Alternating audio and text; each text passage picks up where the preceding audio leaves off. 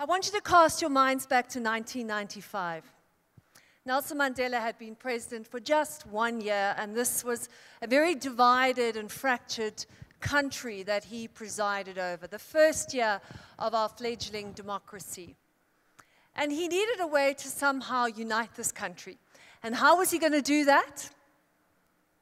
Through rugby. You've read John Carlin's book, Playing the Enemy, or seen the movie Invictus. Rugby. Let's just pause on that for a moment. A sport which then, over 80% of this country not only didn't really understand, but despised. Because if you were black or progressive, you cheered for the All Blacks, right? Not for those Springboks.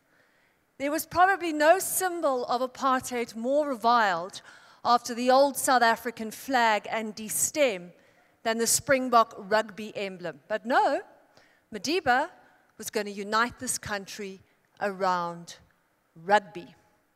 So what did he do? He calls Francois Pienaar to the Union buildings, and this big, blonde, burly son of apartheid sits down in front of him, and Madiba says, "Francois, I want you to win the World Cup."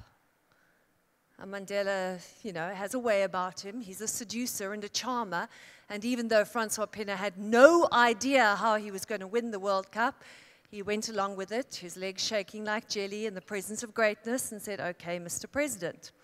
But Madiba had another problem. He had to convince his own people, the ANC, who at that very moment were debating getting rid of the Springbok rugby emblem. And when he stood in front of them and gave them his plan, they booed him. I was there. They booed Nelson Mandela. But he is a seducer and a charmer, and he managed to charm his own people.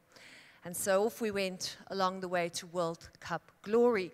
And something interesting started to happen. We started to win. For those of you who were around then, remember, it was kind of cool.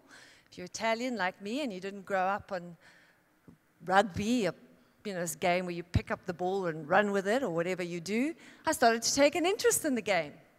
And amazingly, miraculously, we find ourselves in the Rugby World Cup final. Were any of you there that day? So you'll remember. The stadium is packed. Nelson Mandela walks into that stadium, which is still about 90% white spectators, and he is wearing this reviled symbol of apartheid, the Springbok rugby jersey.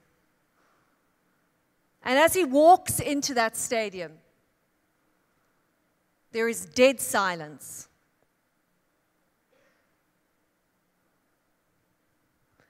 Dead silence. Literally, you could have heard a pin drop.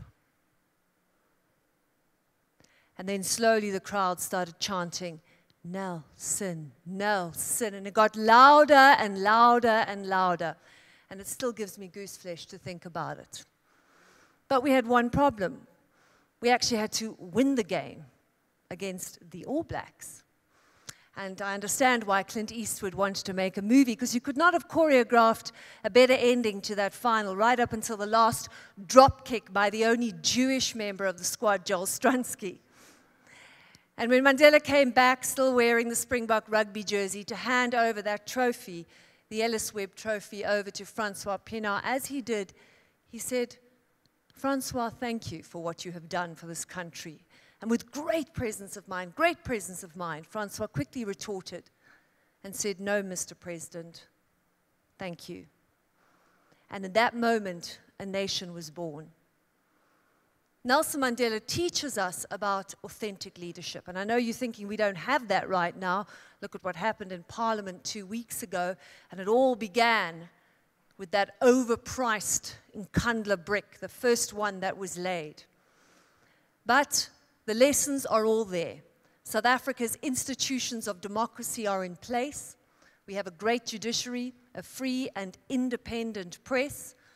I get to travel the world as part of my job, and let me tell you, we do not have some of the problems that the rest of Africa have. I came back recently from Liberia covering Ebola, and it was horrific to see the kind of ravages this was causing in West Africa, and to know that what happens in a country like that is that it just decimates your healthcare system. I went to Nigeria to cover Boko Haram and the kidnap of over 200 Chibok girls. We do not have terrorism in South Africa. And I know you're thinking, well, we should set the bar higher, and we should. And that is why I talk about the lessons of leadership from my time covering Nelson Mandela. He teaches us that you can turn your captor into a comrade, that magnanimity and generosity of spirit are weapons far greater than any gun. Thank you.